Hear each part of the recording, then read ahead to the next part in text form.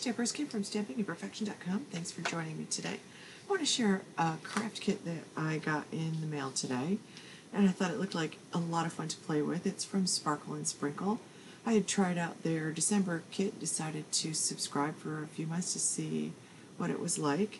Now you can purchase these parts separately if you like parts of the kit. You don't have to purchase the whole kit.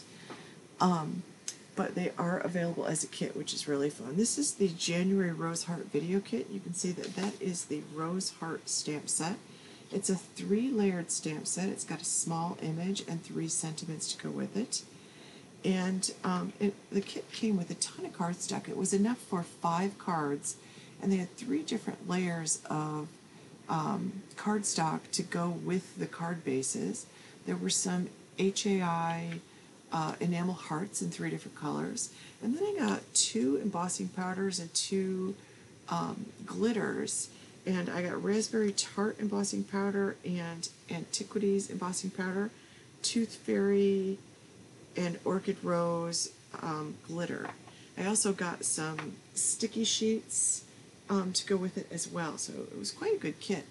So I was trying to decide which of the Catherine Pooler inks I wanted to use, and I decided to go with the rose petals. I really like how it's kind of a muted shade of rose, and this is called Rose Heart, so I thought it was kind of perfect. Now the kit does come with a video tutorial to create a card, a specific card, which was very nice, but I decided I wanted to try my own thing because I had just watched a video yesterday at work during lunch from Simon Says Stamps made by Jessica Frost Ballas, where she used her Misty to do the most amazing layering.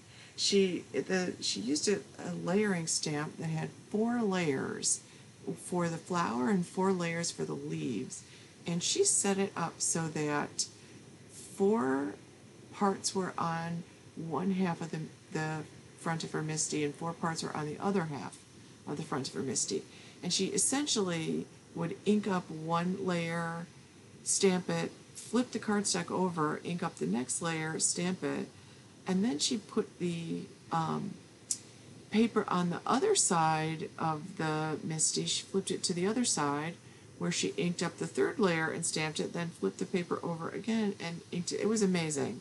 How she got it all lined up, I don't know.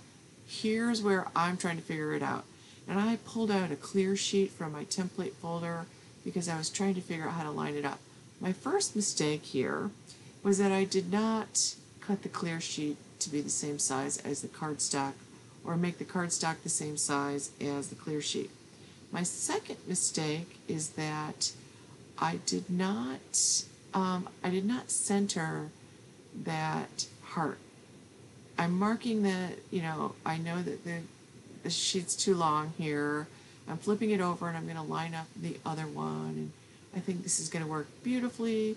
I failed to recognize that I've not centered it on the piece of cardstock, so that's not going to line up at all when I flip it over. But I'm going to give it a try anyway because I think it's going to work. Now, I'm not using that 3rd layer because I really like this Antiquities embossing powder, and I want to use that outline image. Plus, the outline image kind of looks like a rose, so I think this is going to be kind of cool. A couple of those sentiments are sort of designed to be like the stem of a flower if you use them vertically, so I'm thinking of doing that on the card. I don't actually end up doing that in the end, but I do that on a second card that I create, which I'll share with you at the end. So I go ahead and stamp this, and I'm going to stamp it a second time because it's the first time I use that stamp, and it's a big, bold stamp. I don't really need to because I'm using the Catherine Pooler inks, and generally I condition a bold red rubber stamp by just gently sanding it with a pumice stone. So I'm going to actually put the embossing powder on first. Now, when I watched Jessica's video yesterday, she did not emboss. She was using black ink for her outline stamp, which, if you're going to try a new technique, would probably be a smart thing, but I decided I'm going to go ahead and emboss this first. I have every confidence this is going to work. This is why I don't watch videos, because I get these ideas that I think I can make work. Videos should come with a disclaimer that says, Kim, don't try this at home. So I flip it over, just like Jessica did. She actually had 4 stamped images, and I'm realizing, dang, it's not lining up. I didn't center it. That's what I'm realizing. I'm going to give it the old college try. I'm thinking maybe I just don't have that paper stuffed in there all the way. But no, I didn't center it on that paper. So I'll try this again, not on video, and I will perfect the technique, and then I will do it. But it was amazing to watch. You should check out Jessica's video at Simon Says Stamp. And I'm also realizing that because I embossed it, it raised it up enough that that solid image is now not stamping the whole thing. But that's okay. I'm going to go ahead and I'm forging ahead. And now these are Catherine Pooler inks, so you can actually emboss with these. So there is a little bit of embossing powder that hangs around on the ink, but I'm okay with that because it's called Antiquities, and it's kind of not perfectly like the outline stamp isn't like perfect. It's not like some perfectly drawn thing. I think it's supposed to be kind of imperfect and supposed to look old, and I like it. But you can see I didn't line these up, and I'm gonna try fixing it with a paintbrush and the ink, because why not? These inks work really well to watercolor onto paper. This isn't watercolor paper, but it still works pretty well. As long as you don't get too much water, you can actually do that. So I decided I want to make it a little darker in the center and maybe a little darker in some other parts. So I play around with this quite a bit, and I'm really trying here. And as I'm watching this, I'm realizing it's actually getting lighter. That is actually washing out the center. This is dye-based ink. It's reactive with water. So I decided maybe I'll make it darker with a gray ink. So I pull out a couple of Catherine Pooler's darker grays, or her grays, and I try it, and it's still pulling off the color. It's kind of, doing what it's supposed to do because I'm putting water on dye-based inks. Like dissolves like. So if you're using a dye-based ink, it's a water-based ink. If you put water on it, it actually bleeds it out. So it pulls the water out, or pulls the dye out. So I'm just filling in the spots that didn't actually work, and I'm taking it directly from the ink pad, not putting any water on, thinking maybe that'll work better. I would like it to be a little darker. I'm going to fill in the spots that I didn't get. That actually worked okay. But now I'm realizing that I'm going to spritz the whole thing with water because I kind of like that this had pulled off the water, or the water had pulled off the dye, and I sort of like the way it's looking, but I haven't given up. I'm not giving up. I am being super tenacious here, and I'm going to pull out one of my distress markers, worn lipstick actually. It's slightly darker than this rose petal, so I really want the center to be darker, and then I'm going to try to darken up some spots. And, again, this is a dye-based marker, so I'm going to add some water to see if I can blend that out a little bit. Again, the water is going to remove the color because that's what it does. That's what it's, like dissolves like. It's got water. If I put water on a dye-based, water-based ink, the color is going to be pulled out. So it's dissolving the dye. And I keep trying though, and as I do this, I realize this is kind of a cool looking effect. I feel like I'm inventing a new technique, but of course somebody else has done this before. It's probably got a name and everything, this technique. I don't know what it's called, but I'm kind of liking it. And I'm going to put these aside to dry, and I've decided, as I'm doing this, I've decided that I really want to do this as a whole technique. So I'm going to pull out one of the card front pieces. This is cut at 4 by 5 1/4, and I do love this rose petal color. I'm not sure what kind of paper this is, what kind of cardstock this is, but Catherine Pooler inks blend beautifully. So I pull out my blending tool, and one of the things I love about these inks is that they have a nice deep base under the ink pad where I've put Velcro, and that's where I store my blender foams. And this isn't blending great on this paper, so I don't know what this paper is. Like, I either use Nina Solar White, or I use Stampin' Up! Whisper White, or I will use Bristol paper to blend. I'm not sure what this is. It's not blending great. And these are one of the easiest inks to blend. So it could be the fact that my hands kind of hurt today. So it could be that, because I'm really pushing hard, and my hands are actually getting sore from doing this, and I haven't even been doing it very long. So I decided I'm not going to worry about the fact that it's not perfect, because I'm going to play around with the background technique, and I'm going to add a lot of water to this, and it's going to pull off some of that color anyway, and maybe that,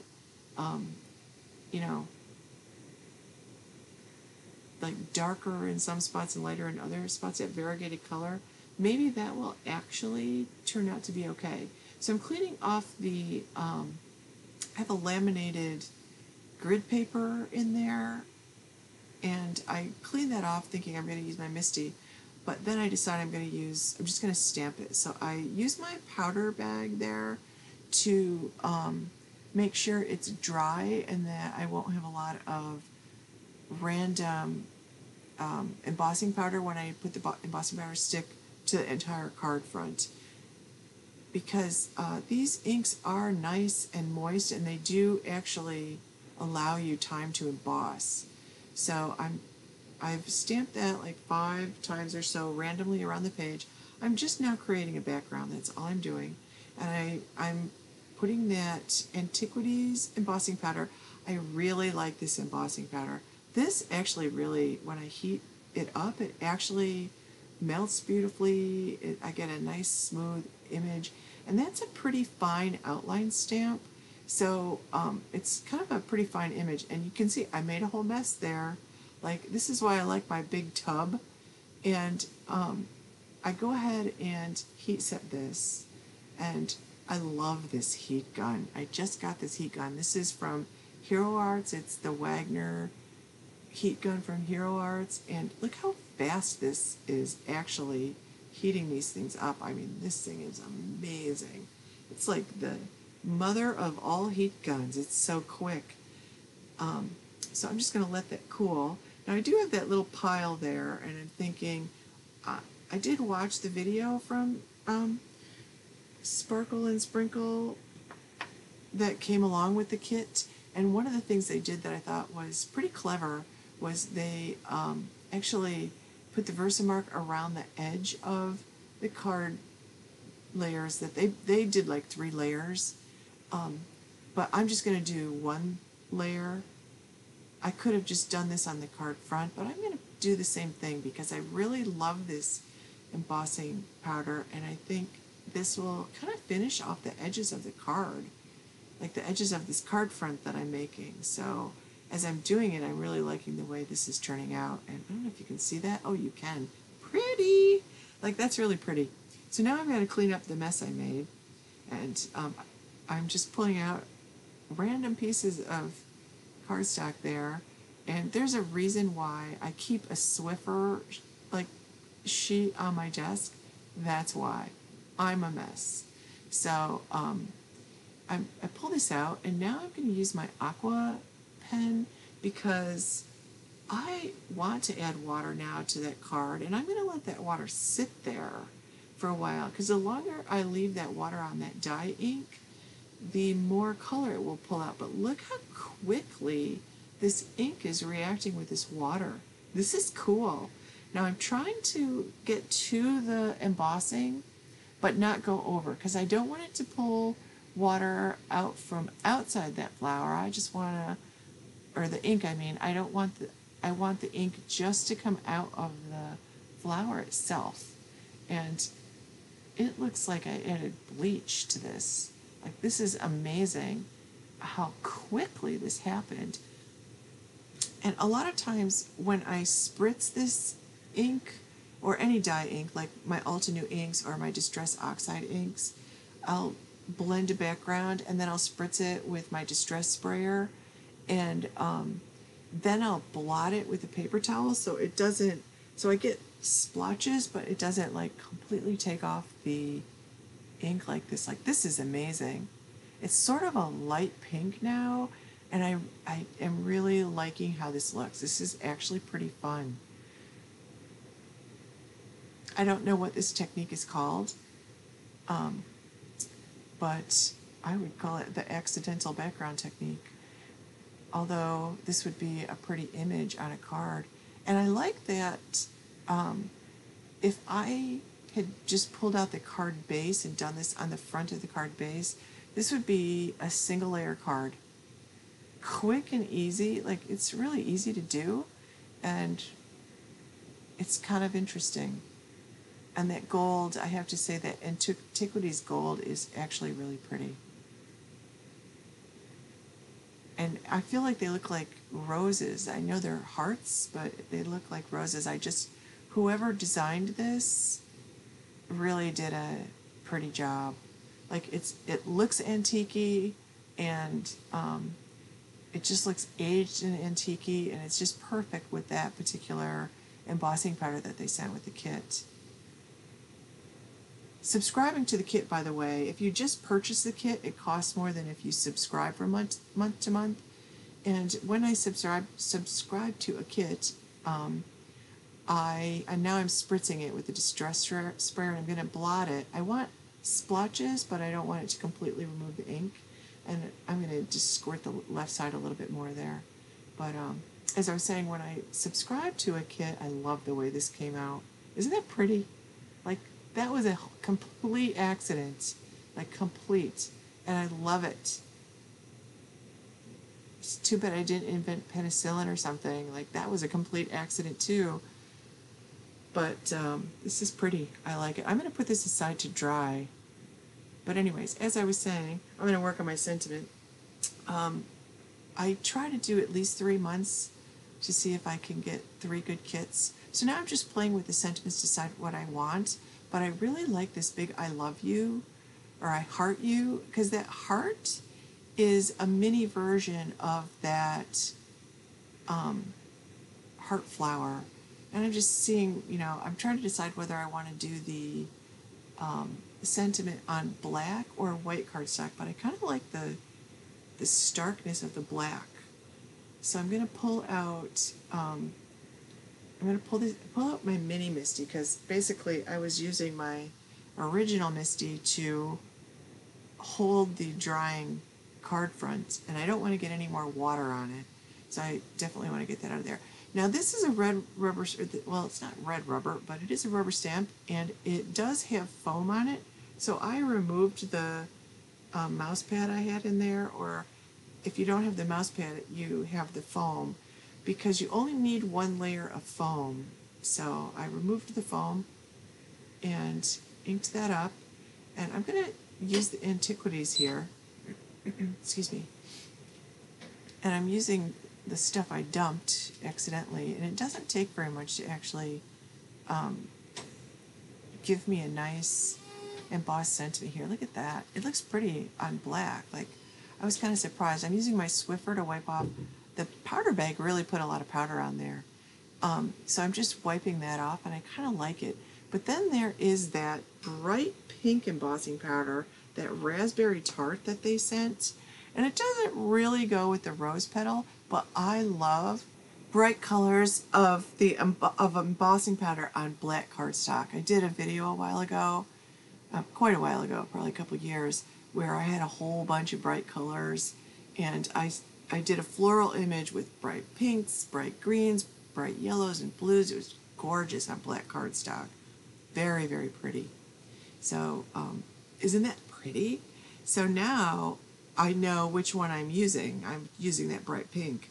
But I definitely love the way the edge of the card front looked with the Antiquities embossing powder there. So I'm going to do the edges in that Antiquity. Now I'm lining that up with the edge of my trimmer, and there's like a plastic piece there that I'm lining the letters up with. Like, this trimmer is amazing because it really does allow you. So I'm lining up the bottom of those letters.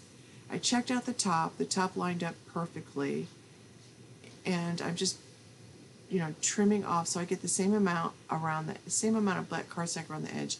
Oh, I'm liking it. I like it. And I kind of want to put it there, but I'll play with that a while. Now, that card front is still pretty wet, so I'm going to hit it with my heat gun here, and which will cause it to like warp and bend a little bit, but I'll take care of that with some craft foam and some really strong two-sided sticky tape. But isn't that pretty? Like, I just really like this. Just very different. So I'm just going to attach that to a piece of craft foam. I learned this craft foam trick from Justin from JK Cards Online. I took a stamp class. He had a store a while ago, and it really far from my house, I might add. I live on Eastern Long Island. He lives on Western Long Island, but it was like the closest place I could find to take a really good stamp class because he's a great card maker. So he taught me that if I use this white foam stuff, that it will help flatten out the cards, and it really is a great way if you want to mail a card. Instead of using like little foam dots and stuff, this actually will prevent your card from sagging or getting bent in the mail. Or not, maybe it won't prevent it from completely getting bent, but it won't sag in places. So I put a generous amount because I added water to that card front, and it's not watercolor paper or a mixed media paper. I'm adding a generous amount of this tape, and I'm just going to put the card front. And I am terrible, even though I've cut that foam, and these are Doris foamies, by the way. They're like I don't know, 11 by 14. I got them in bulk from Amazon. I am terrible at lining it up, even though it's cut the exact same size as the card front. Luckily, I have those beautiful Tim Holtz nonstick scissors. I love those things. They are beautiful for trimming up edges and things like that. So I'm adding my Versamark ink to the edges, and I'm going to put the Antiquities embossing powder on the edge of this, just to finish off this piece too, because I think then it will coordinate with that card better. I probably should have gone ahead and used the other one that I had done. And this is a small piece, so I'm holding it with my tweezers so I don't burn my fingers, which I have been known to do. And I'm just flipping it over to get the piece that was covered by the tweezer. And then I'm going to let this cool a minute because it's hot. So let's see if I can do this without dumping it. And I'm going to add a little bit of foam tape to the back of that. So I'm pulling everything out. And I'm grabbing one of the card fronts. This is nice, it's nice thick cardstock. And it's already cut and scored. I'm just going to give it a good crease with my bone folder. And that's a Teflon bone folder, by the way, which I love. And again, more of the two-sided sticky tape on the back of that foam. Not quite as much this time. I just try to go around the edges and one piece down the center, because that foam is really now really going to hold that piece flat. So I just want to make sure it sticks to the front of my card. And that's a tonic, like paper piercer. I use that to pick up sticky stuff and to remove the tape backing. That works really well for me. I like that tool a lot. I like that it's retractable, and I think that's amazing. I haven't poked myself with it at all. So now I'm deciding where to place that. I'm grabbing some foam tape, and I have 1/4 inch. Is it 1/4 inch or 1/2 inch? Excuse me. I think that's a 1/2 inch. It's a good size foam tape. And it's not the 3M tape. This is a different brand that I'm trying out, and it's super foamy. And I'm wondering how that will go through the mail. So I'll send this to someone and find out. So I've got that on there. Now I'm going to take these are so shiny, these HAI, and I've forgotten what HAI stands for. That's terrible, but I will put the link to that below. It's a craft company, and I'm going to put a few of these on here, and I really like the red ones on there, and I really do like that bright pink embossing powder on that black. This is my favorite way to add embellishments. I'm using my We Are Memory Keepers Quick Stick and my multimedia mat. I like this glue because it dries clear, and it actually also dries with a matte finish instead of a glossy finish. I'm going to add a few of my Like Magic mixed sequins from Neat and Tangled because I just want a little sparkle. That's, besides the Catherine Pooler ink and the adhesives, pretty much all that I am using that's not from the kit. So I'm just going to add those. And the other things I made aren't going to waste. I'm going to use those on other cards. But this is actually going to complete my card, and I can't believe how much I like this. And if you know what the name of this technique is, please leave me a comment below because I love it. So I'll put links below to the products. Stop by my blog at stampingimperfection.com. Give this video a like. Make sure you subscribe to my channel so you get the updates and stuff. And thank you so much for watching. I really appreciate it. And I hope you enjoyed this. And stop by again. Have a great day.